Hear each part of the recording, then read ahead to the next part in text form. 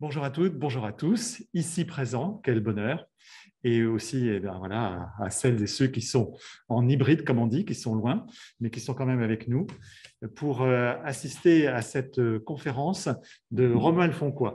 C'est un immense bonheur pour moi d'accueillir ici à la Maison française Romuald Foncoy, qui passe le semestre, une partie du semestre à NYU. Il est visiting professeur et il enseigne les littératures francophones.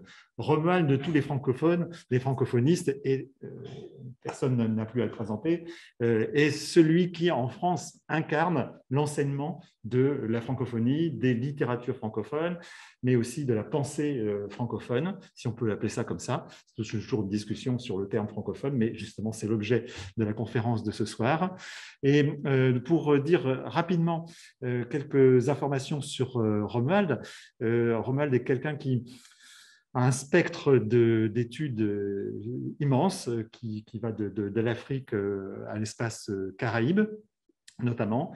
Et il est l'auteur d'un livre absolument remarquable, d'un des livres pionniers, qui est toujours une référence sur Édouard Glissant, pour une nouvelle mesure du monde. C'est d'ailleurs, entre parenthèses, je crois que la première fois qu'on s'est rencontrés, c'était il y a très longtemps, c'était à Carthage, c'était avec Édouard Glissant, et tu avais, me semble-t-il, déjà écrit ton livre, ou tu étais en train d'écrire, je ne sais plus. Il venait de finir. Oui, tu venais de le finir. Il a écrit aussi une biographie de Césaire. Romuald a une activité intense. On a de la chance de l'attraper ici. Il est tout le temps par Mons et par Vaux, sur tous les continents. Et je voudrais rappeler qu'il est professeur à la Sorbonne Université, comme on dit maintenant, et qu'il est aussi le rédacteur en chef d'une revue extrêmement importante et célèbre depuis longtemps, Présence africaine. Romuald travaille sur, je le disais, de très nombreux auteurs dits francophones, et parmi ses travaux les plus récents, il vient de publier la correspondance de René Maran. Il m'a dit 800 pages à peu près, c'est ça? Voilà. Un peu plus. Voilà. Et puis, je pense que ce n'est pas forcément trop dévoilé que de dire que tu es en train d'écrire un essai, peut-être un peu polémique, en tout cas engagé, sur les questions qui sont aujourd'hui, qui font polémique à propos du décolonial, du postcolonial, et des polémiques à propos des récents colloques qui se sont tenus dans ta maison, voilà, et qui ont fait beaucoup parler. Et donc, on attend avec impatience cet essai. Voilà. Pour toutes ces raisons, donc, Romuald, bienvenue ici. Et tu vas aujourd'hui nous proposer une autre histoire de la francophonie. Merci beaucoup, François. Je voulais d'abord remercier les autorités de NYU de me recevoir pendant un semestre qui, au fond, me permet de découvrir d'une autre manière le système américain que je connais à peu près, puisque j'enseigne à Middlebury College depuis bientôt 20 ans, donc c'est quand même quelque chose que je peux connaître à peu près, mais cela me plaît en fait d'être là, d'autant que ça me permet une fois de plus de confronter un certain nombre de propositions que j'ai de l'histoire littéraire avec un certain nombre d'étudiants gradués et de voir comment est-ce qu'ils réagissent en fait à ces propositions. Et je remercie NYU de m'avoir invité pour cela. Je vous remercie en plus d'être là pour entendre causer de choses qui sont un peu compliquées, je crois, mais je vais essayer de les faire un peu simples. Autour de l'histoire littéraire des francophonies, et c'est une question qui m'intéresse depuis très très longtemps, pour des raisons sur lesquelles je vais revenir dans un moment. Et je vous remercie d'autant plus d'être là que la pandémie n'aide pas en ce moment, parce qu'on se rencontre beaucoup et que faire une communication en présentiel avec les gens que l'on voit, j'allais dire en chair et en os, avec des têtes, des pieds, des ventres, c'est quand même beaucoup plus intéressant que... Je n'ai rien contre tous ceux qui sont loin, mais c'est vrai que la pandémie nous a habitués déjà à nous distancier les uns des autres. Je crois que ce n'est pas une bonne chose pour la recherche. Je l'ai déjà dit plusieurs fois à quelques collègues. Je pense qu'il va falloir à un moment donné qu'on revienne à une période qui est une période très ancienne de la recherche, puisque c'est la cohésion qui fait recherche et ce n'est pas la distance. Alors, ceci étant dit, je voudrais rappeler que la proposition que j'ai faite de cette communication est une proposition qui renvoie à une préoccupation qui est la mienne depuis très, très longtemps et qui est celle de savoir comment est-ce que l'on peut aujourd'hui essayer d'écrire une histoire, et encore, lorsque je dis une histoire littéraire, c'est peut-être pas la bonne formule, une histoire littéraire des francophonies au XXe ou bien au XXIe siècle. Il ne s'agira pas pour moi de vous proposer une nouvelle histoire de francophonie, mais plutôt de serrer les problèmes que pose la tentative, si on peut le faire, d'une histoire littéraire. Et évidemment, cette question, vous l'avez très bien compris, est liée à la fois aux conditions qui sont celles de l'avènement de ces littératures, conditions historiques, politiques et culturelles, mais également aux traditions qui sont celles de l'histoire littéraire en France, telle qu'on l'a faite depuis le XIXe siècle. Et c'est évidemment fort de ces deux préoccupations que je vais essayer de faire les propositions que je vous propose ici, à savoir réfléchir à écrire une histoire littéraire. Alors, l'histoire littéraire. Alors, il n'est pas nécessaire de rappeler que s'il y a une discipline des sciences humaines qui est spécifique de ce que je peux appeler la nation française, la culture française, c'est l'histoire. C'est évidemment celle par quoi on définit un territoire, c'est celle par quoi on définit une langue, c'est celle par quoi on définit une nation, et c'est celle sans laquelle la littérature ne s'est pas constituée autrement. C'est bien par l'histoire littéraire. Il n'est pas nécessaire ici, bien sûr, n'est-ce pas, de revenir à l'aventure qui est celle de Gustave Lançon, fondateur, n'est-ce pas, de l'histoire littéraire de France, l'histoire littéraire de la France, et qui va donc donner la revue que vous connaissez très bien, la revue d'histoire littéraire de la France, et je vais y revenir dans un moment. Et cette histoire littéraire de la France, fondée par Gustave Lançon, qui se voulait une discipline qui était une discipline à part dans les sciences de la littérature. Et évidemment, la maison à laquelle j'appartiens peut être considérée effectivement comme étant la grande maison de l'histoire littéraire, puisque nous ne savons faire que ça, en fait, à la Sorbonne. Ce n'est pas du tout une critique, hein, c'est juste un constat. Évidemment, la francophonie va poser des problèmes à cette histoire littéraire. Donc, il n'est pas nécessaire, disais, n'est-ce pas, de revenir à cette tradition de Gustave Lançon pour rappeler que l'histoire littéraire a, bien sûr, une portée qui est une portée très grande, puisqu'il s'agissait à la fois de rendre compte de la réalité de ce que pouvait être une littérature en français, dans un territoire qui est la France, dans une nation qui est la nation française, à travers une langue qui est la langue française. C'est en quelque sorte, n'est-ce pas, les éléments qui permettent de fabriquer l'histoire littéraire telle que la voulait Gustave Lançon, dans une concurrence qui était une concurrence avec la science historique elle-même. Et donc, je rappelle, bien sûr, n'est-ce pas, que cette histoire littéraire ne se crée qu'en concurrence avec la science de l'histoire. Alors, évidemment, comme vous le savez aussi, et je ne vais pas insister là-dessus, cette histoire littéraire s'est donc voulue d'abord dans la continuité de l'histoire et c'est voulu ensuite, n'est-ce pas, dans la défiance de l'histoire, dans la concurrence de l'histoire, dans la continuité, pardon, de l'histoire à laquelle cette histoire littéraire a emprunté ses moyens, emprunté ses prolégomènes, et dans la différence de l'histoire, puisqu'elle se voulait, en ce moment donné, spécifique, à cause de la littérature et non plus à cause de l'histoire. Donc, je rappelle bien sûr que l'histoire littéraire, c'est voulu avec Gustave Lançon, une histoire de la littérature, en partant bien sûr, n'est-ce pas, de la littérature elle-même. Alors, cela va donner, on le sait aussi, un certain nombre de pratiques qui tournent autour, vous le savez très bien, n'est-ce pas, des grands auteurs, d'une part, et d'autre part, bien sûr, n'est-ce pas, autour d'une approche séculaire de la littérature. Approche séculaire de la littérature qui permet, bien sûr, n'est-ce pas, à chaque siècle de pouvoir définir une certaine autonomie séculaire. Elle peut être discutable, hein, je ne rentre pas là-dedans, mais c'est ainsi que cela a été approché. Et d'autre part, bien sûr, n'est-ce pas, de pouvoir, dans chacun de ces siècles, rendre compte à la fois des spécificités du siècle à partir, n'est-ce pas, des productions qui sont les productions littéraires. Donc le 16e, le 17e, le 18e, le 19e, le 20e. Je ne vais pas, bien sûr, n'est-ce pas, me lancer ici dans des débats concernant chacun de ces siècles. Alors, évidemment, cette problématique de l'histoire littéraire va trouver, si j'ose dire, sa portée à travers la relation qui peut être établie entre deux institutions assez simples. D'une part, l'institution universitaire et d'autre part, n'est-ce pas, l'institution scolaire. C'est à l'université qu'on fabrique l'histoire, c'est à l'école qu'on enseigne.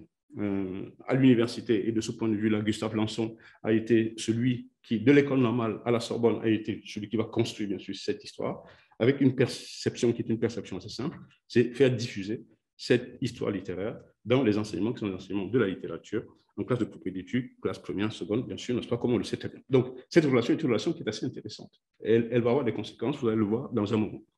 Alors, enseigner cette histoire littéraire de l'université vers les collèges suppose alors, vous l'avez très bien compris, une diffusion qui est une diffusion, je l'ai dit tout à l'heure, n'est-ce pas, de grands auteurs. Donc, ce que l'on va retenir assez régulièrement dans l'histoire littéraire, dans la diffusion à l'école, c'est des grands textes et des grands auteurs. C'est ainsi, bien sûr, qu'on va résumer assez rapidement cette histoire littéraire. On connaît très bien en France la tradition qui est celle qui va vulgariser l'histoire littéraire de Lançon, c'est la tradition de la gare des Michards. Nous sommes tous passés par la gare des Michards. C'est pas ici, n'est-ce pas, de faire la critique de la gare des Michards. Ça marche très bien, la gare des Michards, parce qu'au fond, ça nous donne de condenser d'un certain nombre d'œuvres, j'allais dire des passages, des œuvres que nous ne lirons jamais, ça nous donne une certaine idée de ce que peuvent être, bien sûr, n'est-ce pas, les auteurs de la littérature française. Et cela a fixé, cela a fondé, bien sûr, la conception que l'on peut avoir aujourd'hui de l'histoire littéraire, qui est une histoire littéraire séculaire. Donc, on est 18e, 19e, 20e, 16e ou 17e, et là-dessus, il n'y a pas de problème. Alors, évidemment, il y a un problème que ça pose, et je suis à peu près certain que les comparatistes dans cette salle ne me démentiront pas, puisque c'est mon ancienne maison, quand même, je le suis à toutes fins utiles en France. Alors, un premier problème que ça pose, c'est que l'histoire littéraire en France n'a jamais reconnu le comparatisme. Ça, c'est très clair, il faut attendre 1921 et Baldin-Sperger pour que la science de la littérature comparée puisse pointer son nez dans l'histoire littéraire française. Mais il faut l'attendre. Et aujourd'hui encore, on voit très bien que ces histoires littéraires ne prennent pas en cause, bien sûr, n'est-ce pas, ne prennent pas en compte cette dimension qui est une dimension importante de la littérature. Premier point, oublions-le, je ne veux pas y revenir tout au long de cette communication. Deuxième point, deuxième problème que ça pose, c'est l'histoire littéraire de langue française elle-même, qui n'est pas en fait une histoire littéraire d'une langue différente, puisque si on considère à juste titre, entre guillemets, que l'histoire littéraire de la France ne prend pas en compte les histoires littéraires d'autres langues que la langue française, et donc ne prend pas en compte la littérature comparée, ce qui se comprend, on voit d'autant moins comment cette littérature, cette histoire littéraire ne prendrait pas en compte les littératures qui sont les littératures de langue française. Et c'est là qu'au fond, on voit bien où se pose le problème, n'est-ce pas, de l'avènement de cette histoire littéraire qui pourrait se pratiquer en dehors des littératures qui sont des littératures de langue française. Pourquoi? Parce que la dimension de la langue française, qui était jusque-là une des dimensions de l'histoire littéraire, disparaît. La dimension de la nation française, à laquelle est liée, qu'on le veuille ou non, cette histoire littéraire par la langue, à un certain moment donné de son évolution, disparaît. Et de facto, la question du territoire, qui est le territoire auquel est liée cette histoire littéraire, elle-même disparaît. Pourquoi? Parce qu'au fond, à travers les différents siècles que j'ai évoqués tout à l'heure, 16e, 17e, 18e, 19e, 20e, j'allais dire les siècles modernes. Puis comme vous le savez, n'est-ce pas, cela commence bien sûr avec le 16e. Le siècle moderne ne prend pas en compte les dimensions qui sont celles de la France elle-même. À ces siècles-là, quel est l'état de la France du point de vue du territoire au 16e, quel est l'état de la France du point de vue du territoire au 17e, 18e, 19e, l'histoire littéraire ne la prend pas en compte. Et c'est peut-être la raison pour laquelle on s'aperçoit très bien, lorsqu'on s'intéresse simplement à l'histoire de la gare des Michards, que j'évoquais tout à l'heure, on s'aperçoit qu'en réalité, si la gare des Michards fonctionne très bien dans les siècles qui sont des siècles très anciens, 16e, 17e, 18e, 19e, dès qu'on entre au 20e siècle, ça commence à poser quelques petits problèmes. Commence à poser quelques petits problèmes. Et alors, les problèmes que pose l'articulation entre la langue et la littérature, entre le territoire et la littérature du 20e, sont exactement les mêmes problèmes qui vont te poser au 19e, au 18e, au 17e ou bien au 16e. Pourquoi? Parce qu'il y a cette petite dimension qui s'appelle la francophonie que personne ne veut prendre en compte.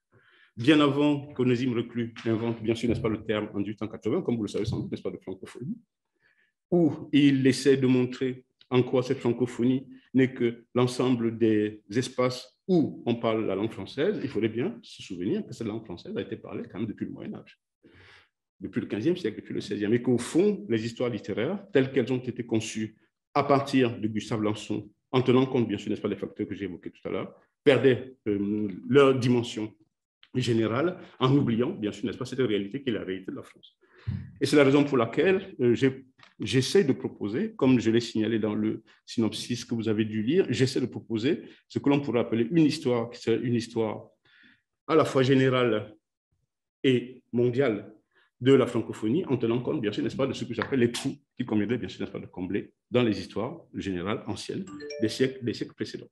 Alors, ce que je veux faire à partir d'ici, c'est effectivement de montrer comment les histoires littéraires récentes du XXe siècle sont en but avec ces difficultés, n'est-ce pas, à pouvoir fabriquer une histoire littéraire contemporaine. Je vais prendre juste un exemple, qui est l'exemple de l'anthologie de la littérature contemporaine française, qui est paru chez Armand Colin en 2013. Donc, c'est assez récent, il y a moins de 10 ans.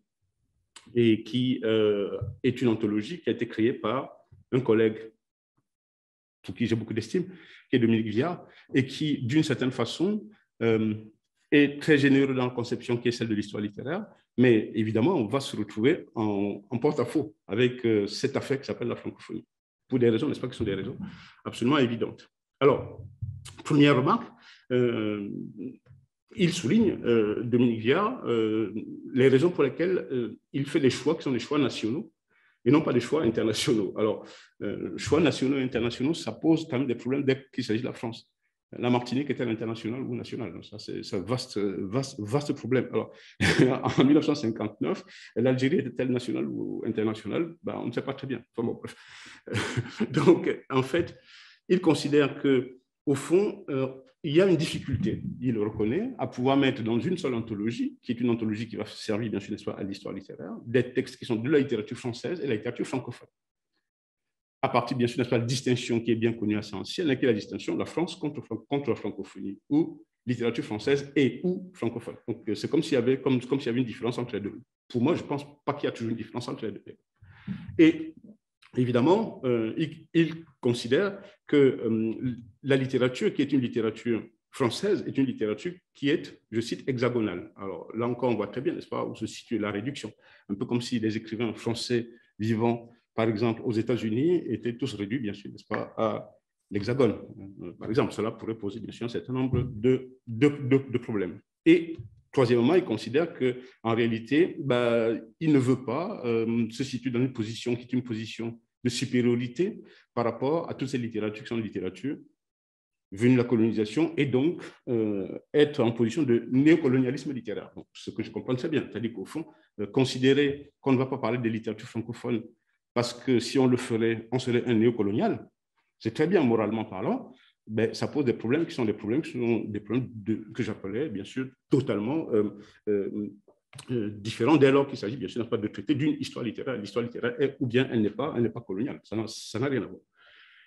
Et plaidant donc son incompétence, de ce qui est très bien, dans ce cas-là, il considère en fait qu'on ne peut traiter de littérature française qu'hexagonale parce que les autres littératures, c'est des littératures de langue française qui viennent d'Afrique noire, du Québec, de la Belgique, de l'océan Indien, ou bien du Maghreb, ou bien de la Suisse, ou bien du Proche-Orient, de l'Asie, ou bien des Antilles. Ces littératures-là ont besoin d'une histoire qui est une histoire spécifique. Alors évidemment, on comprend très bien que dans ces conditions-là, il considère que pour qu'on fasse une littérature francophone, il ne peut y avoir que plusieurs littératures francophones en fonction, n'est-ce pas, des aires culturelles ou bien des aires linguistiques dont relèvent, bien sûr, n'est-ce pas, ces littératures. Ainsi, par exemple, une littérature belge, c'est une littérature, alors j'ai encore utilisé une expression qui n'est peut-être pas bonne, mais j'allais dire hexagono-belge. Donc, mais en procédant ainsi, il oublie juste une petite chose, c'est-à-dire que la Belgique n'a pas été toujours la Belgique métropolitaine que l'on connaît. Belgique métropolitaine avec beaucoup de guillemets. En fait, la Belgique a été congolaise à un moment donné. Elle a même été rwandaise, si on veut. Donc, comment faire? Évidemment, comment ne pas tenir compte dans l'histoire de la Belgique, l'histoire littéraire belge, de la littérature des Belges du Rwanda, par exemple. On peut faire la même remarque à propos du Canada. Le Canada n'a pas toujours été canadien et qu'en fait, un certain nombre d'écrivains canadiens se trouvent en France. Alors, comment est-ce qu'on fait? Est-ce qu'on exclut tout cela?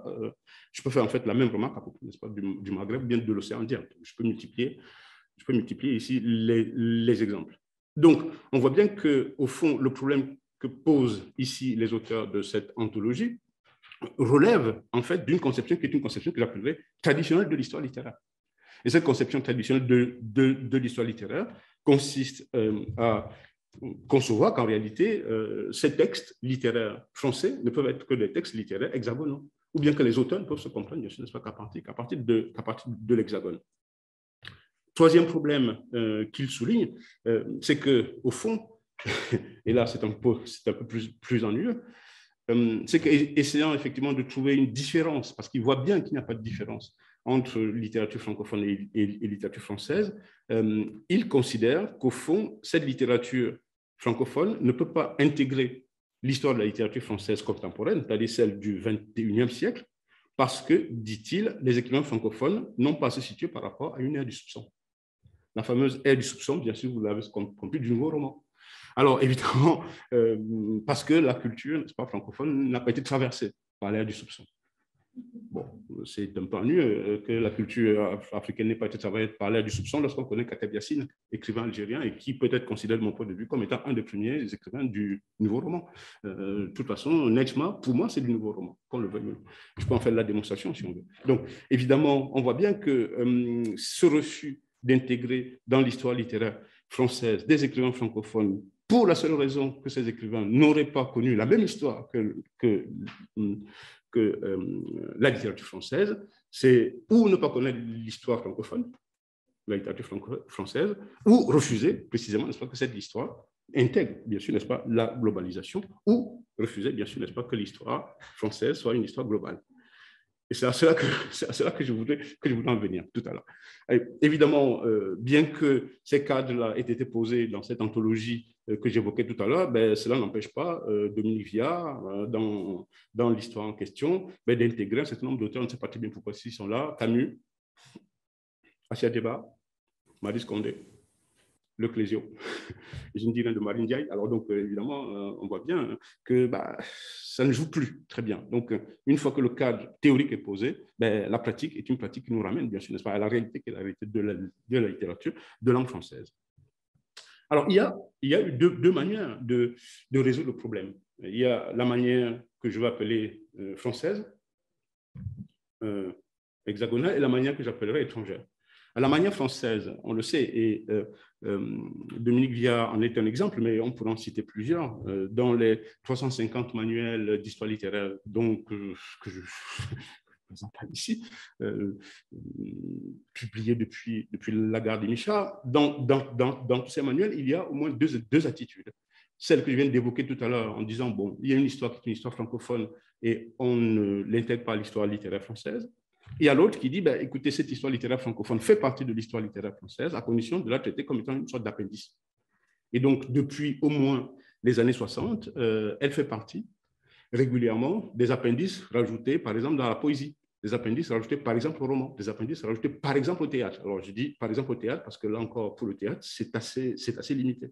Et c'est Henri Séti, pour nous prendre cet exemple-là, qui est un des auteurs récents à avoir intégré un tout petit peu le théâtre francophone dans son histoire du théâtre français, mais un tout petit peu. Un tout petit peu. Bon, pour des tas de raisons que je peux comprendre et sur lesquelles on pourrait revenir tout à l'heure si vous le voulez bien. Donc, il y a ces deux attitudes-là. Il y a l'autre attitude qui consiste à considérer qu'au fond, l'histoire littéraire en France est une histoire littéraire de langue française. Mais cette attitude-là, elle n'est pas française du tout. Elle est, si j'ose dire, américaine ou, en allant très vite, elle est anglo-saxonne. Et cette attitude anglo-saxonne vient précisément de cette conception selon laquelle il n'y a pas de territorialité de la littérature.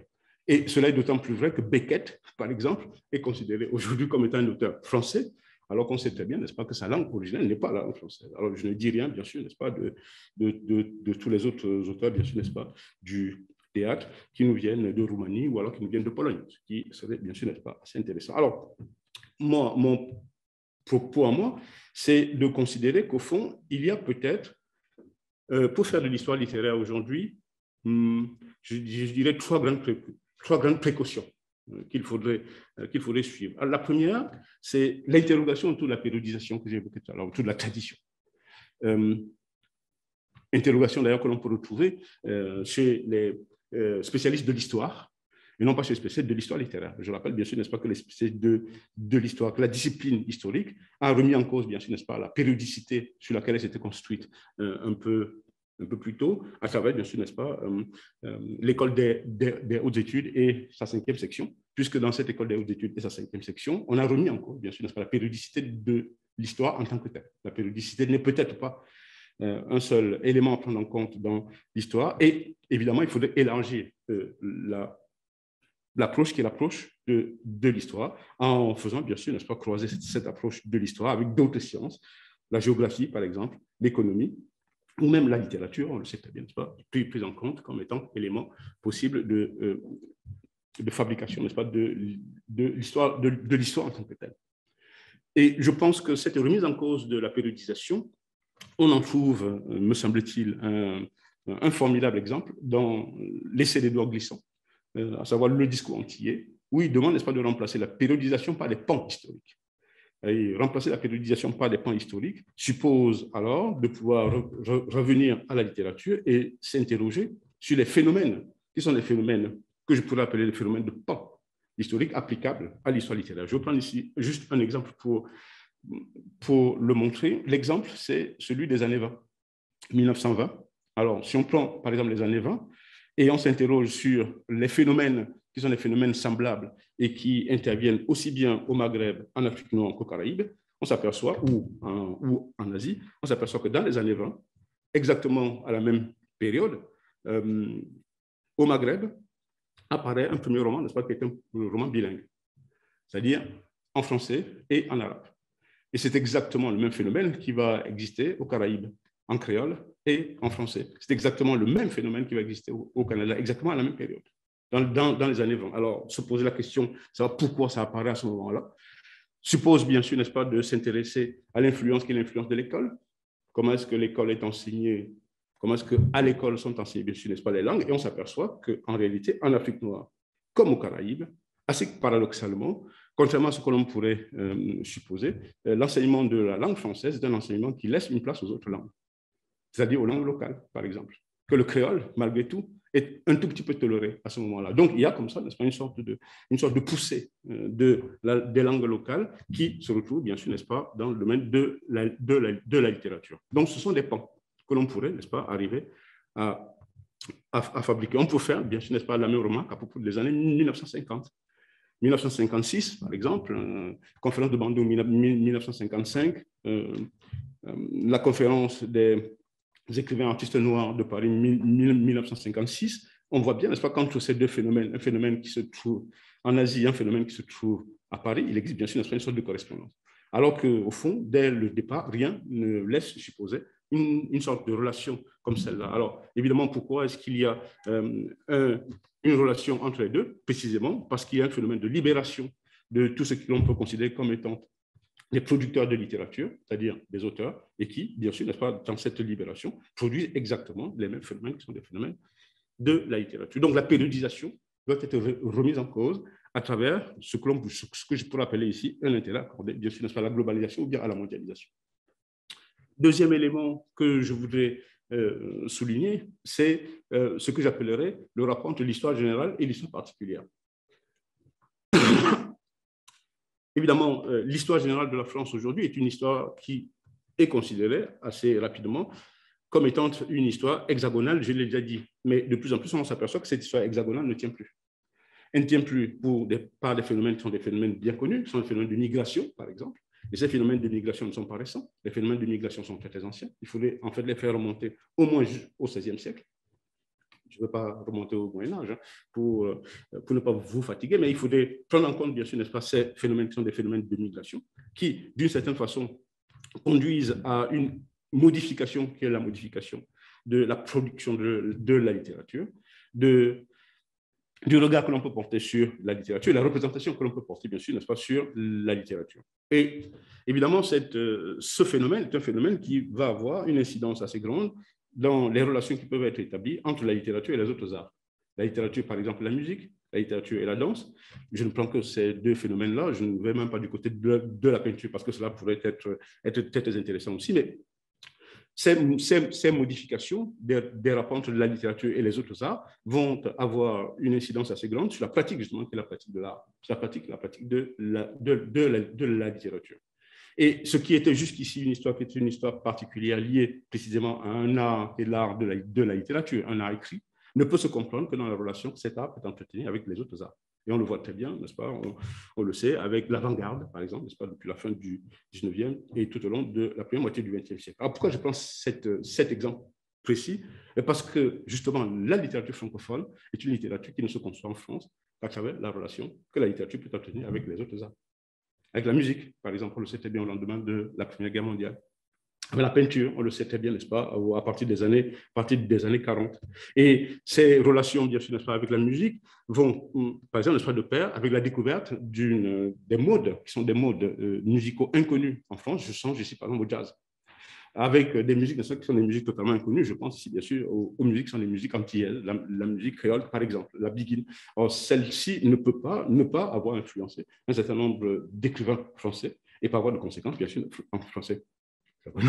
Beaucoup de guillemets, et par voie de conséquence, bien sûr, n'est-ce pas, les écrivains qui sont des écrivains ou africains, ou bien des écrivains maghrébins, ou bien des écrivains antillais. Donc il y a bien là, me semble-t-il, n'est-ce pas, une prise en compte de ce que je peux appeler une histoire qui est une histoire générale, qui en englobant, bien sûr, n'est-ce pas, les autres arts, permet, n'est-ce pas, de comprendre la littérature.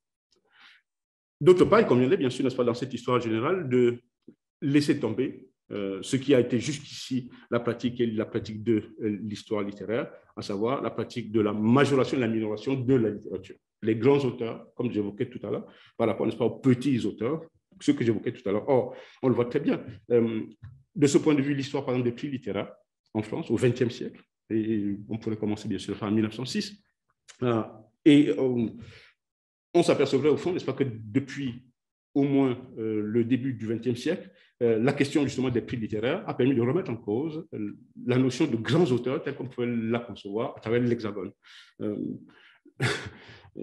Juste une parenthèse, il y a quelques jours, quelqu'un me posait la question, au fait, pendant que tu es aux États-Unis, quels sont les grands auteurs français dont on parle?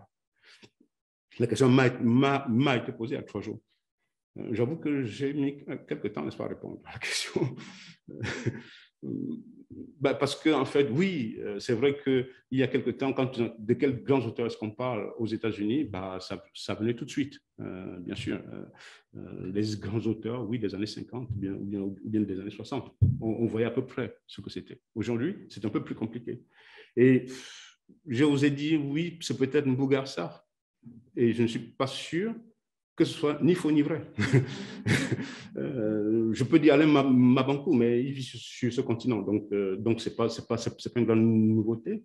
Je ne pense pas que à la date d'aujourd'hui, on puisse encore considérer qu'un des grands auteurs de l'Hexagone puisse être connu sur le continent français. Alors, évidemment, je sais qu'un académicien s'est plaint il y a quelques années que les écrivains les plus connus et les plus traduits en anglais étaient des écrivains francophones, mais ce n'est pas ma faute, ce n'est pas la sienne non plus. Moi, je n'y peux rien. Je ne veux pas faire la polémique ici non plus. Mais voilà, il y a là, enfin, la question des grands auteurs est une question, n'est-ce pas, qui disparaît. Et évidemment, cette question-là est une question qui va justement conduire simplement à s'intéresser aux représentations qui sont des représentations de la littérature en tant que telle et non pas des représentations de la littérature en fonction, bien sûr, du rapport que celui-ci peut entretenir avec le pays ou bien avec le territoire. Troisième élément que je voudrais évoquer assez rapidement dans cette histoire que j'appellerais générale contre l'histoire particulière, c'est une attention qui doit être accordée à ce que je vais appeler la diversalité de l'histoire. Et j'utilise bien sûr, n'est-ce pas, le terme ici que j'emprunte une fois de plus à Édouard Glissant, la notion de diversalité. Pourquoi? Parce qu'en fait, pendant longtemps, on le sait très bien, l'histoire telle qu'elle a été enseignée est une histoire verticale. Or, cette histoire verticale est une histoire qu'il faudrait remettre en cause depuis au moins le XVIIe siècle, si je ne veux pas remonter plus loin, au moins le XVIIe. Alors, l'essai de Boucheron, de ce point de vue, peut-être un essai assez intéressant, puisqu'il s'agit, n'est-ce pas, de se pencher sur l'histoire mondiale de la France. Et cette histoire mondiale de la France ou l'histoire de la France mondiale, on peut jouer bien sûr, n'est-ce pas, sur les termes, permet justement de montrer qu'il n'y a pas une verticalité de l'histoire, il y a une diversalité en fait des histoires, que l'histoire de la France ne se joue pas qu'à l'Hexagone et que le centre même de cette histoire n'est parfois même pas du tout à l'Hexagone. Il faut donc déplacer. Et alors, déplacer cette histoire, c'est par exemple s'intéresser au cours des années 40 à des lieux qui peuvent, n'est-ce pas, être des lieux de l'histoire de cette littérature. Je songe ici à Haïti 1944. Ce serait bien à un moment donné de s'intéresser à cette date-là, Haïti 1944, et de montrer comment le grand congrès de philosophie qui a lieu, bien sûr, n'est-ce pas, à Haïti en 1944, est un moment important de ce que je pourrais appeler la vraie histoire littéraire de France. On y retrouve tout le monde, on retrouve les philosophes, les écrivains, les peintres, on retrouve tout le monde et on y retrouve en fait un moment qui est un moment de diversité de l'histoire littéraire française. l'histoire littéraire de langue française, même si ça n'a pas lieu, bien sûr, n'est pas sur le territoire. Je pourrais faire, bien sûr, n'est-ce pas, la même chose si on s'intéressait en déplaçant, bien sûr, n'est-ce pas, les lieux à New York. New York, par exemple, au lendemain de la guerre, ou à la fin de la guerre, est un grand centre, justement, de littérature française. On le sait aujourd'hui. Donc, évidemment, ce déplacement est un déplacement qui est assez intéressant et qui modifie totalement le rapport que l'on pourrait créer avec, bien sûr, avec cette littérature. Troisième grand pôle que je voudrais évoquer, et sera le dernier, c'est ce que je vais appeler le repositionnement de l'histoire des littératures à partir de la différence qu'il conviendrait d'établir, mais je pense qu'un certain nombre de spécialistes l'ont déjà fait avant moi, je ne fais qu'à les suivre ici. La différence que l'on peut établir entre l'histoire littéraire des historiens et l'histoire littéraire des écrivains. Cette distinction est une distinction importante. Je pense qu'avec Gustave Lançon, jusqu'ici, on n'a parlé que de l'histoire littéraire des historiens. On n'a pas parlé de l'histoire littéraire des écrivains. Or, si les écrivains font leur propre histoire, ou si les écrivains se mettent à écrire leur propre histoire, on s'aperçoit bien sûr, n'est-ce pas, que ces histoires littéraires des écrivains ne sont que des histoires littéraires de rencontres entre les écrivains, ou de rencontres entre des écrivains et d'autres artistes. Alors, je prends quelques exemples assez simples. Si on lit aujourd'hui Alain Mabankou, par exemple, ou si on lit Daïla Ferrière, on s'aperçoit que toutes leurs œuvres ne sont que des histoires de rencontres d'écrivain à écrivain. Les sujets, en fait, qui étaient jusque-là des sujets importants, entre guillemets, comme la politique, la culture, etc., ont complètement disparu de cette littérature. Pourquoi? Parce que la seule chose qui intéresse les écrivains, jusqu'ici, c'est encore, d'une certaine façon, n'est-ce pas, la littérature elle-même.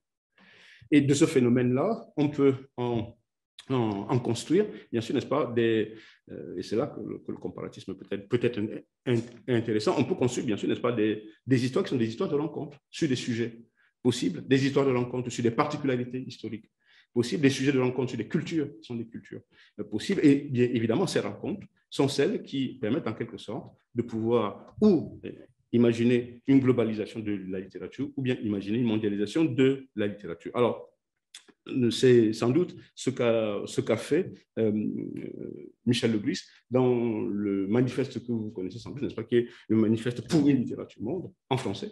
Et cette littérature monde en français n'est qu'une littérature monde des rencontres. Et c'est en fait ce qui, à mon avis, sauve cet essai des autres manifestes, c'est qu'il s'agit bien sûr, n'est-ce pas, des écrivains qui rencontrent d'autres écrivains, quelles que soient les langues, et qui permettent en quelque sorte de parler d'une seule chose et qui les réunit. C'est en quelque sorte, bien sûr, n'est-ce pas, de littérature. Alors, évidemment, en partant de ces rencontres, qui sont des rencontres entre les écrivains, on pourrait donc tracer d'autres pistes qui sont des pistes d'histoire littéraire. Par exemple, essayer de s'intéresser au rapport que ces littératures et ces rencontres entretiennent avec les différentes sciences humaines, par exemple l'anthropologie. Par exemple, l'ethnologie. Alors là, on pourrait remonter, bien sûr, n'est-ce pas, aux années 50 et s'intéresser à la façon dont la littérature, par exemple, de Léris à Césaire, a remis en cause, bien sûr, n'est-ce pas, l'anthropologie contre quelqu'un comme Caillois, par exemple, pour ne prendre que des exemples comme cela. On pourrait évidemment s'intéresser aussi à la façon dont ces rencontres permettent aujourd'hui de repenser les littératures que l'on pourrait considérer comme étant des littératures orales. Et évidemment, la littérature orale traditionnelle africaine, qui, disait-on, était une littérature qui était faite par des griots, ça marchait très bien, est une idée, n'est-ce pas, qui doit être totalement remise en cause aujourd'hui, si on arrive, bien sûr, n'est-ce pas, à confronter ces littératures avec d'autres littératures de langue française. Je pense, bien sûr, à la littérature Innu. Alors, cette littérature Innu, qui est une littérature, n'est-ce pas, orale, rencontre bien sûr des préoccupations qui sont des préoccupations anciennes, dès les années 50, où il existait bien sûr un certain nombre d'écrivains qui s'étaient déjà intéressés bien sûr à la littérature, qui est la littérature donc, qui se trouve, n'est-ce pas, au nord du Canada. Donc on peut arriver bien sûr, n'est-ce pas, à établir des ponts avec ces littératures-là. Ou encore, c'est le dernier exemple que je veux prendre, c'est une réflexion qui peut être faite, non pas cette fois-ci sur la littérature orale, mais sur la littérature écrite elle-même, et une interrogation qui peut être portée sur la question de l'écriture. Qu'est-ce que c'est qu'aujourd'hui l'écriture en littérature? Qu'est-ce que cela veut dire aujourd'hui, n'est-ce pas, que d'écrire en littérature? Qu'est-ce que c'est que l'acte d'écriture en littérature? Alors évidemment, cette interrogation n'est pas une interrogation nouvelle, puisque de toute façon, il y en a déjà un qui s'y était penché avec ses calligrammes, on le sait très bien, Apollinaire, et évidemment, s'intéresser au rapport qui peut exister entre calligramme écriture et littérature aujourd'hui est peut-être quelque chose qu'il conviendrait de faire pour pouvoir montrer la diversité qu'il y a, n'est-ce pas, dans ces histoires littéraires des écrivains. Je ne vais pas monopoliser votre attention plus longtemps, mais vous avez très bien compris que les propositions que je vous fais ici ne sont que des propositions pour essayer de repenser ce que la francophonie fait à l'histoire littéraire ou ce que l'histoire littéraire peut faire à la francophonie au choix.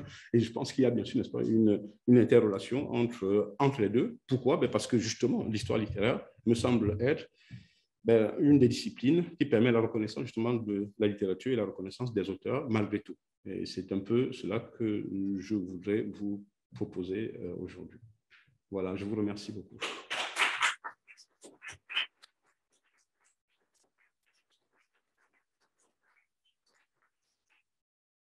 Merci beaucoup, Romuald. Ce que tu dis est au cœur de nos préoccupations, de l'enseignement et de la présentation qu'on se fait des œuvres. Je voudrais juste rebondir un petit peu et puis ensuite engager la discussion avec tout le monde, ceux qui sont présents et celles et ceux qui sont à distance. Juste revenir sur cette notion d'histoire. Moi, j'ai été formé à l'histoire de philosophie, l'histoire de littérature. Et c'est vrai qu'en France, c'est assez hallucinant que cette notion d'histoire littéraire et d'histoire de la philosophie n'a rien à voir avec l'histoire, avec la science historique. Je pense d'ailleurs que ceux qui enseignent l'histoire littéraire ou l'histoire de la philosophie se sont jamais vraiment intéressés, procès d'intention, mais se sont vraiment intéressés à ce que c'est que l'histoire, les réflexions méthodologiques sur l'histoire. C'est-à-dire une histoire, en philosophie, c'est quand même assez étonnant de voir qu'encore aujourd'hui, aussi bien d'ailleurs à l'université que dans les classes de terminale, on dit, voilà, finalement, les philosophes, ils sont un peu hors de leur temps, et puis on les fait discuter, c'est un petit théâtre, où tout d'un coup, on fait discuter, je ne sais pas moi, la notion d'altérité chez l'un, chez l'autre, au XXe siècle, ou au XVIIe siècle, etc. Et comme si, finalement, ils échappaient à leur temps. Hein. Et l'histoire littéraire aussi, finalement, nous fait croire que voilà, il y a eu uniquement des écrivains et qu'ils étaient hors de la société. C'est-à-dire qu'au fond, quand on voit ce qui fait, je vois ce qui se fait aussi, quand on enseigne par exemple, il y a de très beaux exemples, Descartes ou Spinoza, par exemple aux États-Unis, pas dans les départements de philosophie, c'est certain, mais dans les départements d'histoire, tout d'un coup, on va étudier la sociologie, on va étudier l'histoire, l'économie, parce qu'effectivement, quand on s'intéresse à Spinoza, il est important de savoir ce qui se passait à Amsterdam.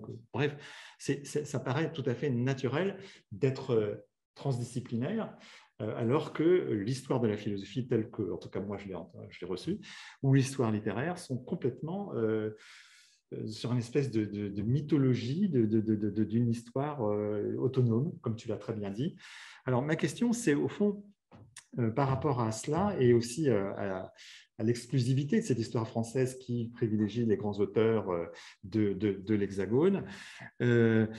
Par rapport à ça, on l'a bien entendu, je pense que les propositions de quelqu'un comme Glissant, c'est-à-dire de penser une histoire transversale, une histoire aussi relationnelle, c'est très important, tu l'as magnifiquement montré, c'est-à-dire qu'effectivement, des auteurs, aussi bien Kateb Yassine ou d'autres, sont complètement en contact avec d'autres, tu disais c'est un nouveau roman, d'ailleurs, entre parenthèses, le livre de Mougarsar peut être considéré aussi comme un nouveau roman.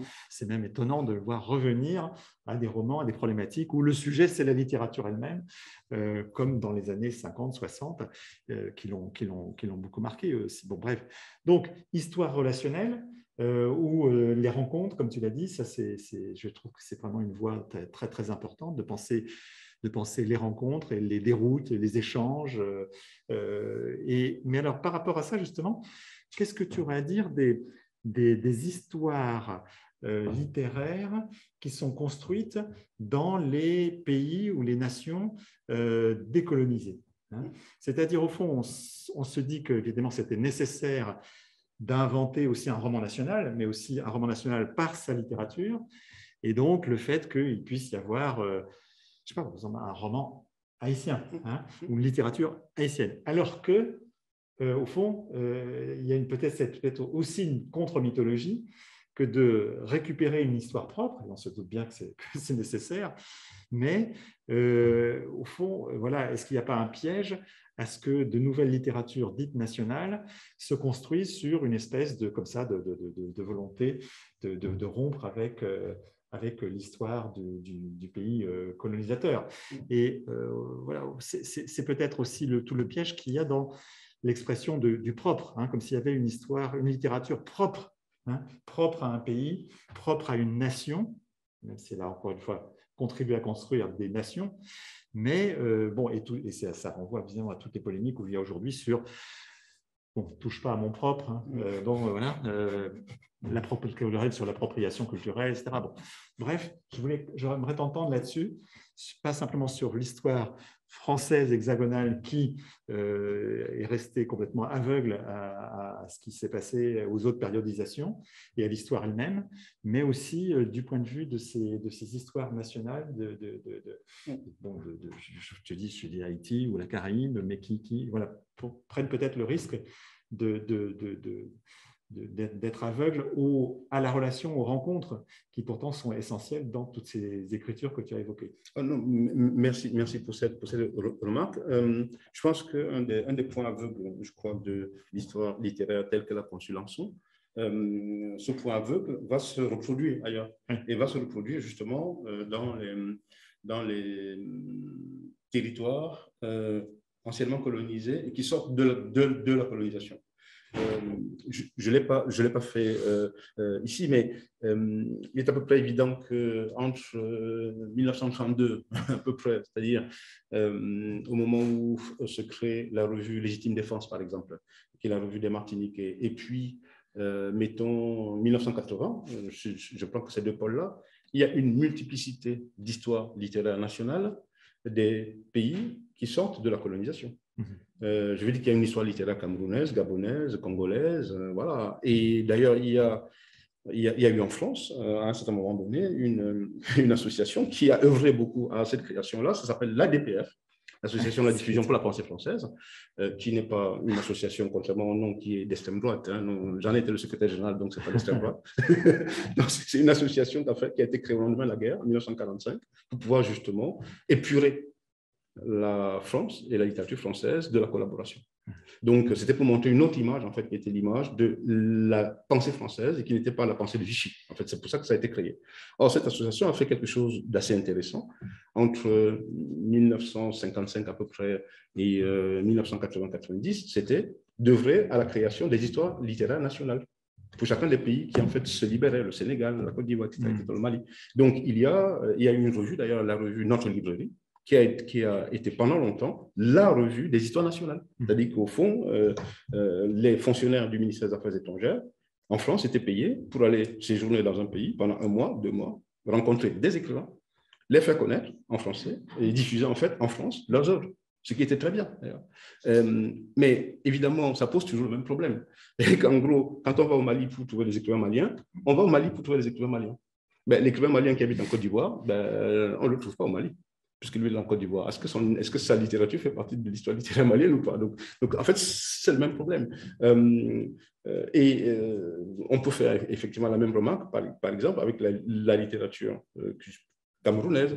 Alors, la littérature camerounaise est une littérature comme la littérature canadienne qui se produit en 2 langues, en français et en anglais. Or, évidemment, quand on va chercher des écrivains sur le terrain, on doit chercher que les francophones. Donc, évidemment, les anglophones, ben, on les oublie. Qu'est-ce qu'on fait en fait des écrivains anglophones? Et on va même plus loin. Qu'est-ce qu'on fait des écrivains qui sont de ces pays-là, mais qui n'y vivent pas, qui vivent en France, qui sont de la diaspora? Alors, évidemment, ça a donné lieu à des écrivains de la diaspora. Bon, donc on arrive comme ça à faire d'autres histoires. Je pense que le vrai problème de cette histoire littéraire-là, c'est une histoire littéraire, bah, comme tu l'as dit clairement, c'est une histoire littéraire de la fermeture. Et cette fermeture-là, elle a été reproduite ailleurs. Mais cela n'empêche pas que ça reste, bien sûr, une histoire de la fermeture, même si cela a permis à un certain moment donné à des pays de faire montre de leur littérature. Et nous sommes indépendants, nous avons une littérature, voici nos auteurs. parce que c'était quand même cela, en fait, dès le départ. Mais ça n'empêche qu'il s'agit d'un choix, qui est un choix, j'allais dire politique, et qui, d'une certaine manière, bien sûr, exclut un certain nombre d'autres écrivains. D'ailleurs, c'est même un peu plus grave que ça. Il y a quelque temps, je discutais avec un certain nombre de collègues qui sont des collègues camerounais. Je disais, il faudrait peut-être faire une histoire littéraire du Cameroun.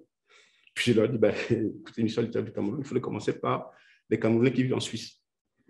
Alors, je leur ai dit, attendez, je vous préviens, ils sont gays pour la plupart, donc ça va être un peu un problème pour vous. Est-ce que vous acceptez de mettre dans votre histoire littéraire des gays camerounais qui vivent en Suisse? Ils m'ont dit non. Voilà. Ils m'ont dit non, et le projet s'est arrêté là. Mais s'il vous plaît, l'histoire littéraire, justement, de la France, quand je dis, oui, homosexualité et littérature, ça pose des problèmes. Hein. Déjà, ça pose des problèmes, on n'en parle pas. Donc, évidemment, c'est lisse, c'est propre, si j'ose dire. Évidemment, cette histoire littéraire de la fermeture est aussi une histoire littéraire qui ne prend pas en compte, justement, les diversités. Et moi, j'avais été frappé en disant à mes collègues, écoutez, moi, je vous préviens, voilà. Ils ont dit non. Ils ont dit non, ils n'accepteraient pas de faire un colloque avec moi. Voilà, c'est tout. Donc, c'est un problème. Oui, parce qu'en gros, il y a aussi des représentations que l'on se fait, n'est-ce pas, de ce que doit être la littérature nationale aussi. Est-ce que une littérature nationale se fait en montrant ceux que nous ne considérons pas comme étant nos représentants? Ça aussi, c'est une question.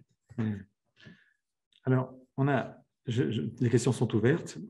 On a une question de Philippe Usher, qui est donc encore parmi nous, même s'il a une année de sabbatique.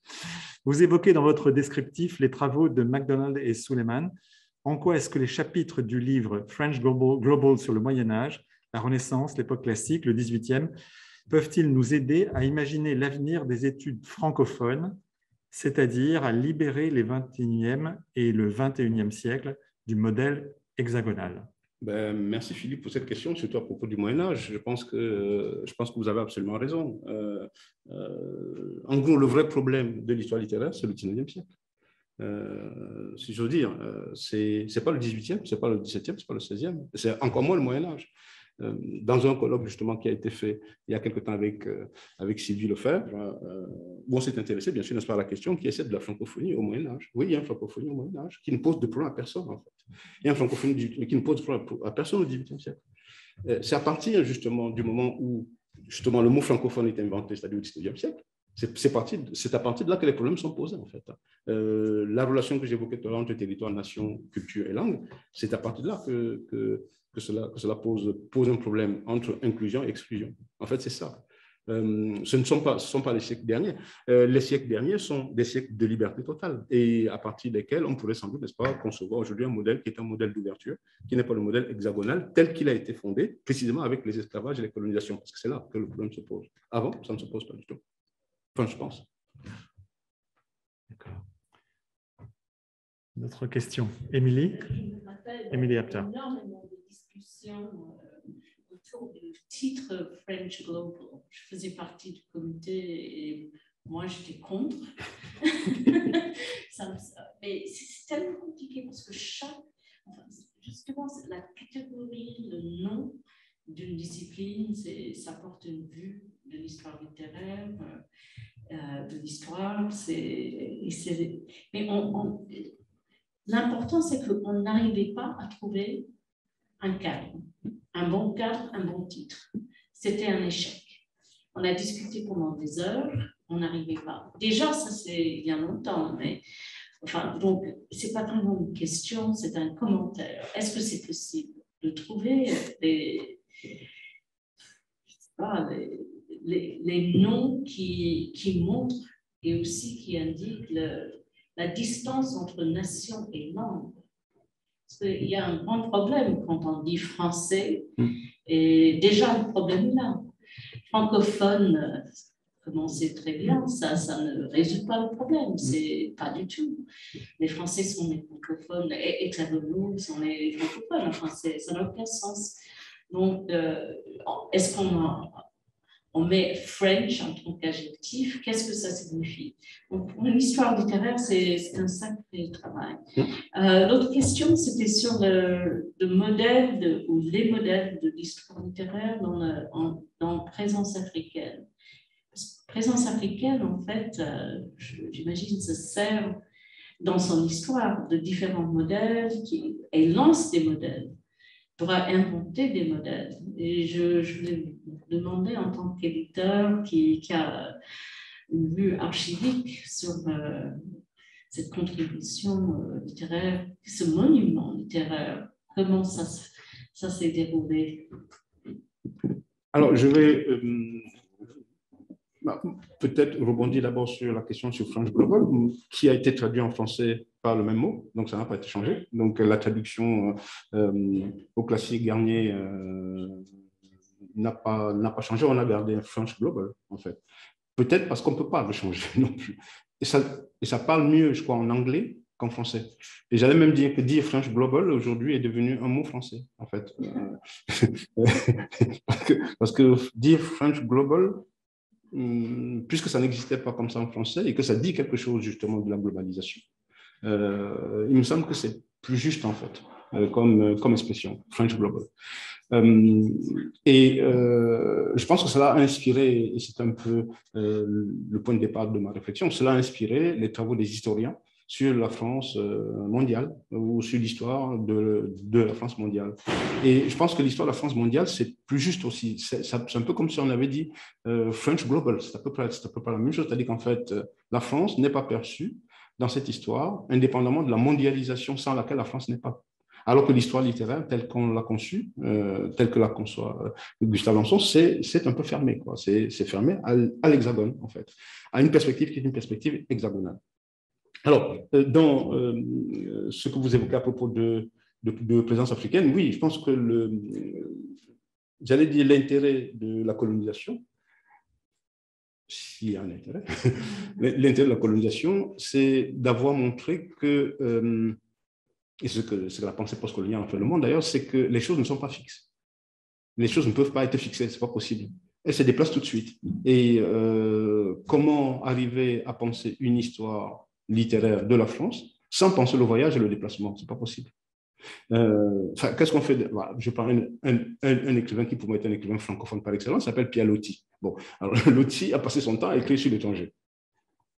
Ben oui, enfin, son sujet à lui, c'est l'étranger. Donc, je dis par provocation, c'est l'étranger francophone. Donc, c'est bien par provocation, je suis bien conscient de ce que je fais. Mais évidemment, comment penser une histoire littéraire sans penser effectivement le déplacement?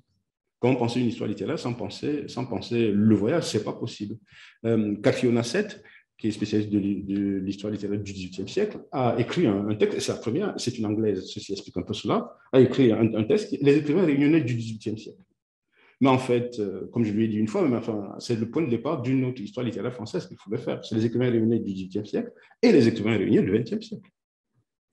Ah oui, le plus Goncourt 1906, ce sont des réunionnais. Alors, de temps en temps, il faudrait peut-être le rappeler. Moi, je n'y peux rien, ce n'est pas ma faute. Donc, évidemment, même si leur texte s'appelle Paris, il n'empêche que cette histoire-là, c'est encore une histoire de la littérature française, mais qui commence justement à La Réunion. Je vais encore être provocateur jusqu'au bout, comme d'habitude, et j'ai dit que Houellebecq, pour moi, c'est un écrivain réunionnais. Pardon, ce n'est pas ma faute. Je n'y peux rien. Si on ne connaît pas La Réunion, on ne comprend pas Houellebecq. Je ne fais pas la provocation là pour le coup. Je ne fais pas la provocation pour le coup. Oui, je peux expliquer en disant qu'en fait, comme j'ai dit, la provocation qui est celle de Houellebecq, la façon dont il écrit Houellebecq est une façon que l'on peut comprendre dès lors qu'on se tourne dans la provocation qui est la provocation réunionnaise. Et il faudrait lire la littérature réunionnaise du 19e pour s'en rendre compte. Et évidemment, si on rapporte cet élément-là à l'histoire littéraire, oui, je comprends que mes collègues de la maison que j'habite ne sont pas contents. Je dis, oui, cet élément-là, je vous l'apporte. Comment est-ce qu'on fait? C'est un peu compliqué. Ce n'est pas possible autrement de considérer qu'il n'y a pas cette dimension-là qui est une dimension non hexagonale dans l'histoire littéraire hexagonale, c'est tout. Comment comprendre l'histoire littéraire de la France du 18e ou la France du 19e, début du 19e, si on ne prend pas Haïti? Pour en revenir à ce que François disait. On est obligé de prendre en compte Haïti, mais on ne le fait pas. On ne le fait pas. On ne le fait pas souvent, j'allais dire. On ne le fait pas souvent. Alors qu'il y a toute une littérature, bien sûr, n'est-ce pas, qui est une littérature haïtienne, entre 1805, par exemple, n'est-ce pas, et 1845. toute une littérature. Alors, sur les questions d'histoire dont je parlais tout à l'heure, ben, si on avait le temps, oui, on pourrait parler, n'est-ce pas, de l'histoire et de l'histoire littéraire telle qu'elle se construit, bien sûr, n'est-ce pas, telle qu'elle se construit à partir d'Haïti, entre 1804 et 1845, par exemple, avec une série d'auteurs où il y en a une cinquantaine. Mais bon, c'est peut-être trop vaste aussi. Donc, et je pense que vous avez raison. C'est une histoire qui doit être attentive simplement à cette dimension qui est une dimension non hexagonale et qui rentre en ligne de compte dans la littérature hexagonale. En fait. Cette dimension, on ne la comprend pas encore. Pas toujours. Les Belges l'ont fait, pas souvent, à propos du Congo. Parce qu'il y a toute une partie, bien sûr, de l'histoire littéraire belge qui, en fait, vient du Congo. D'ailleurs, leur première université était au Congo, ceci explique un peu cela aussi. Ça explique un peu cela.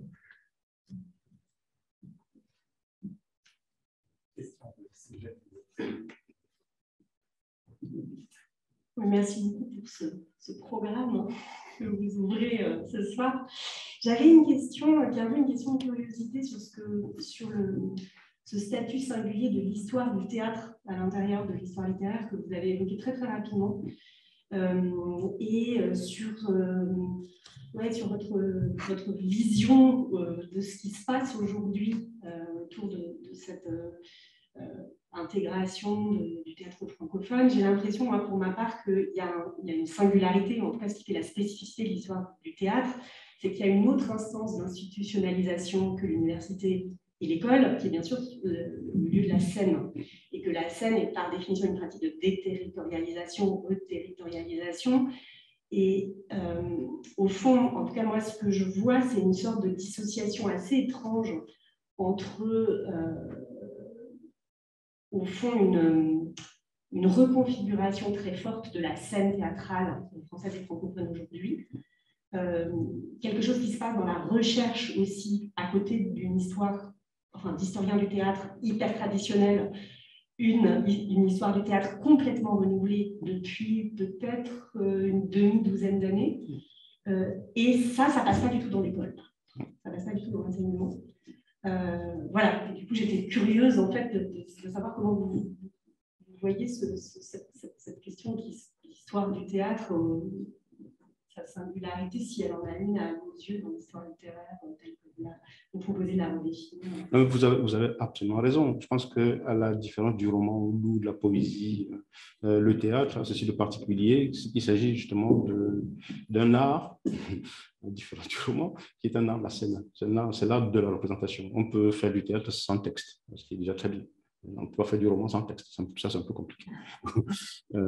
Et en ce qui concerne justement le théâtre francophone, pour ne m'en tenir qu'à celui-là, et encore, je serais même plus restreint que ça, j'allais dire le théâtre francophone, les théâtres francophones du Sud, c'est-à-dire Maghreb, Afrique noire, Caraïbes.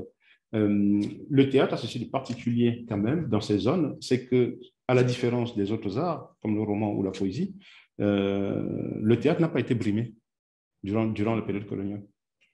C'est curieux, ça n'a jamais été brimé en fait. Et sinon, il n'y aurait pas eu, bien sûr, n'est-ce pas, à Dakar, une école de théâtre, et très tôt. Ça n'a pas été brimé. On le voit dans la zone anglophone, on le voit dans la zone francophone aussi. Donc, je parlais par la zone anglophone, même si là-bas aussi, il y a un développement du théâtre. Donc, ça n'a pas été brimé.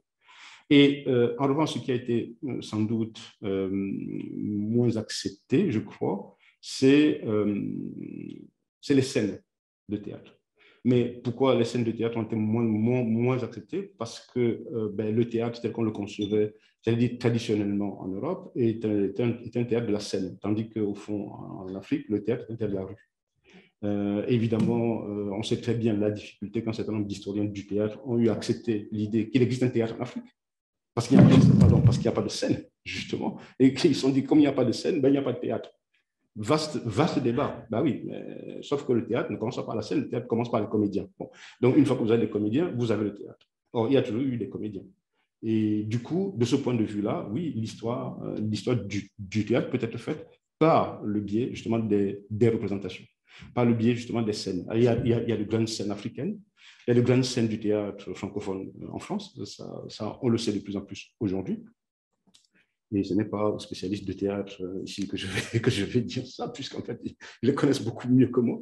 Et évidemment, ces scènes-là sont des scènes qui sont aujourd'hui reconnues comme telles.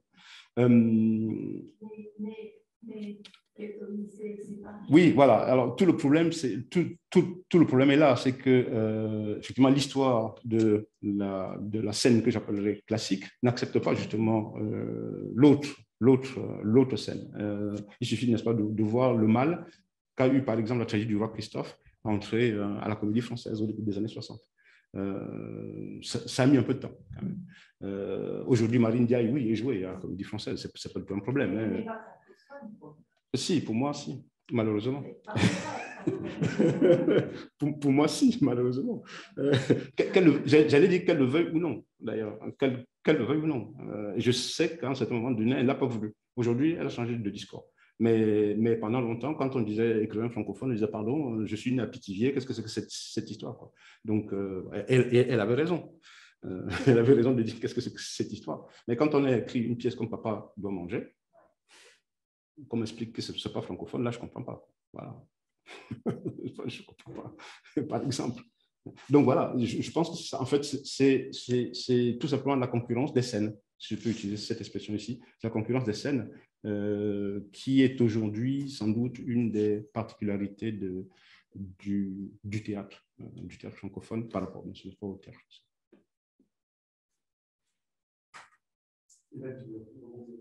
Oui, je voulais juste rebondir par rapport à ce que disait Judith du coup aussi. Je pense que ça dépend, j'ai l'impression, cette question, au fond, ça dépend de la scène qu'on prend comme référence, en fait, parce que ghettoisé, quand on regarde la programmation de Beaubourg, par exemple, alors effectivement, Beaubourg, c'est pas la Comédie Française, mais le programme performance de Beaubourg depuis 3 ans, c'est un programme global, c'est global,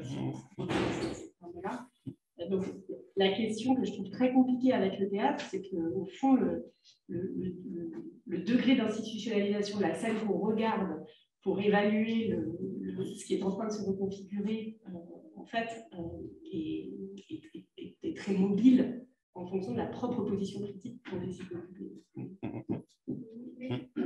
C'est en train de changer, oui, mais c'est en train de changer avec le changement du corps.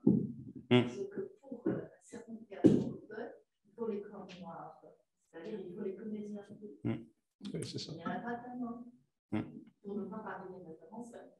Ah, pour les metteurs en scène, oui. Il y a des comédiens, mais il n'y a pas beaucoup de metteurs en scène. Ça, c'est vrai. Ou de directeurs. Ou de directeurs de compagnie. Ou des compagnies simplement. Moi, je reviens toujours à cette compagnie, le Toucan, qui avait été créée justement pour faire jouer la tragédie du roi Christophe. Mais des compagnies comme celle-là, il n'y en a pas beaucoup, en fait. On était dans les années 60. Donc, il y a déjà presque 60 ans. Ça va vite. Merci beaucoup. Oui. Merci beaucoup. J'ai vraiment beaucoup apprécié différents points. Je veux revenir sur un point particulier, la périodisation. Et je m'interrogeais comment se faisait-il que les littéraires et les philosophes qu'a évoqué François n'aient pas pris le train que les historiens ont pris. Pourquoi les historiens ont réfléchi sur la périodisation, ont problématisé et les autres sont restés comme dans une essentialisation des périodes. Je vois juste dans un de mes domaines comment on parle de la philosophie médiévale arabe, alors qu'elle n'a rien de médiéval, puisque le médiéval c'est conçu par rapport à la chute de l'Empire romain et la Renaissance. Et le monde arabo-musulman n'est pas pris du tout dans une question de chute. C'est de la philosophie classique. Et là, les philosophes ont des années de travail de problématisation pour rattraper le travail que vous avez évoqué qui se fait à l'EHESS, par exemple. Comment, au niveau littéraire et au niveau philosophique, le train de la réflexion sur, en particulier, la périodisation n'a pas été expliqué. Alors, comment j'explique ça? Bonne question. Je ne suis pas sûr que je vais expliquer, je vais juste constater. Je pense qu'il y a un constat que l'on peut faire, qui est le constat de ce que je vais appeler les usages qui sont des usages économiques de l'enseignement universitaire et littéraire. Pourquoi est-ce que la périodisation, par exemple, reste jusqu'aujourd'hui? Pourquoi elle reste? Pour des raisons assez simples, hein, de mon point de vue. C'est que c'est des spécialisations qui ont été faites avec des spécialistes qui sont faits et qui doivent produire de la spécialisation. C'est-à-dire qu'au fond, le 16e fait la littérature du 16e à des étudiants qui sont spécialisés en 16e pour qu'ils viennent le lendemain le remplacer, que le 16e puisse perdurer. Et c'est la raison pour laquelle j'évoquais tout à l'heure la littérature comparée. C'est-à-dire qu'au fond, on est spécialiste d'un siècle, et quand on est comparatiste, bah, il y a plusieurs siècles, plusieurs langues. Et là, ça peut poser des problèmes. Ça pose des problèmes. Et évidemment, ce problème-là, il n'est pas négligeable. Il y va des institutions dans lesquelles nous sommes tous aujourd'hui. Il y va de la façon dont nos institutions universitaires ou scolaires fonctionnent. Et c'est peut-être une des raisons pour lesquelles la périodisation est restée. Il y en a une autre, je crois, qui est sans doute beaucoup plus intéressante, c'est que on n'en a jamais fini de se spécialiser dans les siècles. Et donc, il y a toujours effectivement des pistes nouvelles à trouver dans les recherches qui sont des recherches des siècles. Pour pouvoir résoudre le problème, je sais que l'institution à laquelle j'appartiens aujourd'hui, à un certain moment donné, c'est-à-dire il y a une dizaine, quinzaine d'années, s'est mis à travailler aux marges. C'est-à-dire qu'en gros, essayer de trouver le 16e dans le 17e, essayer de trouver le 18e dans le 17e, de trouver le 18e dans le 19e. Aujourd'hui, on trouve le Moyen-Âge dans le 20e. Bon, voilà. Donc, en fait, on fait la fausse comparée. On fait la comparée sans le dire. On dit, oui, mais écoutez, bah, les siècles, là, ça ne marche plus. Enfin, 100 ans, ça ne veut rien dire en littérature. Donc, on essaie de voir comment est-ce que les choses, en fait, jouent à l'intérieur des siècles. Mais on n'en reste pas moins tributaire justement des siècles. C'est-à-dire qu'en fond, on dit les phénomènes qui sont des phénomènes du 18e, on les retrouve dans le 19e siècle. Mais pour le savoir, il faudrait confronter les 18e et les 19e. Ou alors, il faut aller chercher, bien sûr, n'est-ce pas, les comparatifs qui ont permis de passer d'un siècle à l'autre. Donc, j'en conclurai qu'on a besoin, en fait, des siècles. On en a besoin pour des raisons qui sont des raisons strictement pratiques. Alors, chez les littéraires, c'est beaucoup, chez les philosophes, je ne sais pas, mais chez les littéraires, il me semble que cette dimension-là est une dimension qui, en plus, est d'autant plus importante que cela conduit à faire des spécialisations, non pas simplement par siècle, mais également par territoire. C'est-à-dire que le 16e siècle anglais n'est pas le 16e siècle français, n'est pas le 16e siècle allemand, ce n'est pas le 16e siècle italien, par exemple. Et donc, évidemment, ces spécialisations-là sont des spécialisations importantes.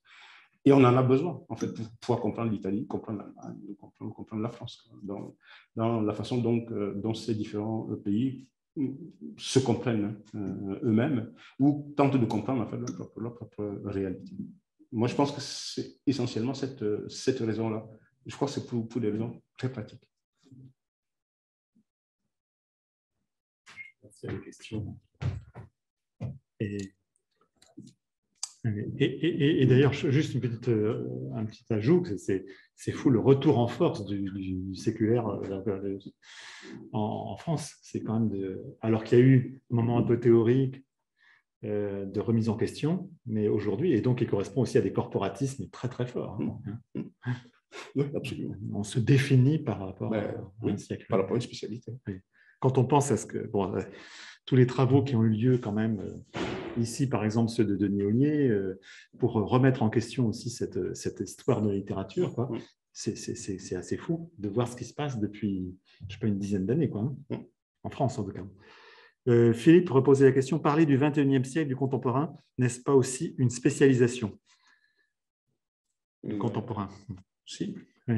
Le contemporain en littérature, pas le contemporain en histoire, parce que la période contemporaine en histoire commence à la Révolution. Donc, oui. En philosophie aussi, bien sûr. Tu sais, c'est Barthes qui disait, moi je suis contemporain de Chateaubriand. Ça commence à la Révolution, donc il n'y a pas de problème. Laetitia Deleuze voulait poser une question. Oui, merci beaucoup, c'était passionnant. Et peut-être justement pour rebondir sur ce que Philippe Eucher vient de dire, j'avais une question par rapport à la littérature d'expression française contemporaine et la façon dont les critiques, ou en tout cas une grande partie de la critique en France, la traite et la présente. Et ça rejoint également ce dont vous avez parlé. Et donc, on a affaire, on voit bien, à une approche qui est très cloisonnée, territorialisée, Et ça, évidemment, ça participe d'un partage avec le public et les étudiants d'une littérature donc, qui n'est pas du tout ouverte sur son histoire. Et du coup, je me demandais si ce refus d'intégrer les écrivains francophones ou afrodescendants dans une histoire partagée n'est pas le reflet d'une situation qu'on connaît en France et qui est celle du refus de considérer comme siens des Français issus de l'immigration et racisés. Alors, je ne sais pas si c'est conscient, si c'est inconscient, si c'est institutionnel ou bien si c'est pas institutionnel. Je pense que c'est beaucoup plus compliqué que ça, en fait. C'est beaucoup plus compliqué que ça. L'exemple que je prenais tout à l'heure de l'anthologie que je citais au départ, c'est un exemple qui est assez parlant. C'est-à-dire qu'au fond, et ça rejoint en fait les questions liées à l'institution que j'évoquais tout à l'heure, c'est-à-dire qu'au fond, les auteurs de cette anthologie sont pris entre deux feux. Le feu de ce que je vais appeler l'institution. L'institution a besoin, pour pouvoir se comprendre, qu'il y ait un certain nombre de marques qui permettent, n'est-ce pas, de définir ce que c'est une littérature française du XXe siècle. Et quand il évoquait, par exemple, la distinction que l'on peut faire entre la littérature française et la littérature francophone autour de l'ère du soupçon, ça voudrait dire qu'au fond, il y a un marqueur de la littérature française du XXe siècle, qui est Nathalie Sarraute, bon, bien sûr, pour dire les choses assez rapidement. C'est l'ère du soupçon, voilà, c'est le nouveau roman que n'a pas connu, dit-il, les écrivains francophones. Ça, c'est une marque. Simplement, dans l'anthologie, je les ai cités, ils y sont tous, Glissant, Maurice Condé, etc. C'est qu'il y a un problème. Alors, est-ce que c'est une volonté de les exclure? Non, je ne pense pas que ce soit une volonté, j'allais dire explicite de les exclure, parce que ça ne marche pas comme ça. Je ne pense pas que la question de la racisation fonctionne de ce point de vue-là. En revanche, ce qui fonctionne, c'est une impossibilité à prendre en compte ce que je vais appeler l'inconnu. L'invu, ou pour reprendre encore une expression que j'emprunterai à Glissant. C'est en fait cela, c'est une difficulté à prendre cela en compte. J'allais dire une difficulté qui est double, une difficulté qui est une difficulté théorique, une difficulté qui est une difficulté littéraire. Une difficulté théorique parce qu'en gros, comment mettre dans des cadres qui sont fixés pour d'autres, depuis le départ, un certain nombre d'objets qui n'en font pas partie. Ça pose un certain nombre de problèmes qui sont des problèmes théoriques. Et pour des raisons qui sont des raisons littéraires. C'est-à-dire qu'au fond, comment arriver à intégrer les objets de cette littérature par rapport à d'autres objets, n'est-ce pas, qui sont des objets existants? Comment est-ce qu'on fait? Ça pose de sérieux problèmes, hein, qui sont des problèmes intellectuels. Donc sur ces questions-là, j'évite en général de me mettre du côté politique. Parce que du côté politique, on a vite résolu le problème en disant qu'ils sont racisés, ils ne veulent pas comprendre, vous comprenez, c'est une littérature qui vient de loin, c'est des étrangers, ils ne comprennent pas du tout. Oui, mais le dire comme ça, c'est on a fait peut-être un constat, c'est possible, mais on n'a pas résolu le problème. On l'a évacué, on ne l'a pas résolu. Alors que la question qui doit être posée, c'est celle de savoir comment, face à ces littératures qui sont des littératures mondiales, arriver à construire une histoire littéraire française. En fait, c'est ça. Comment est-ce qu'on fait? Il n'y a que deux solutions. Hein. Il suffit, n'est-ce pas, de dire que l'histoire littéraire française est mondiale. C'est ce que fait Bouchon. Et alors là, mettre, j'allais dire, à exécution cette règle de la mondialisation de la France. Que la France, au fond, au XVIe siècle, elle est en Algérie, elle est au Sénégal, elle est à Pondichéry, elle est à Québec, oui, elle est à Madagascar, elle est à La Réunion, comme elle est à Toulouse et à Bordeaux. Voilà, il suffit juste de le dire. Ou alors remonter au XVe siècle, dire qu'est-ce qui s'est passé au XVe siècle.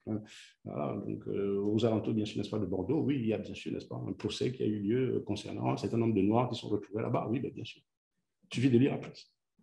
Donc, c'est tout. Donc, les éléments sont là, en fait. C'est le refus de prendre en compte ces éléments en raison des cadres qui sont préétablis. Parce que ça pose, en fait, le problème du cadre. Il faudrait tordre le cadre. Et je crois que nous n'aimons pas beaucoup tordre les cadres. C'est pour ça que nous sommes à l'université aussi.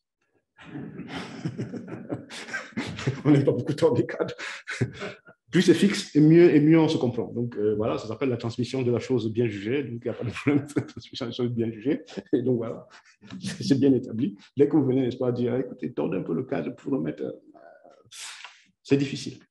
Et je pense que tous les étudiants qui font en fait des thèses qui sont des thèses absolument géniales parce qu'elles sont marginales, ont des problèmes à entrer dans l'institution, vous le savez très bien. Il en est de même pour les discours que je tiens ici. Je peux le tenir, ah oui, d'accord, ça va, mais les cadres, ils n'acceptent pas trop le cadre.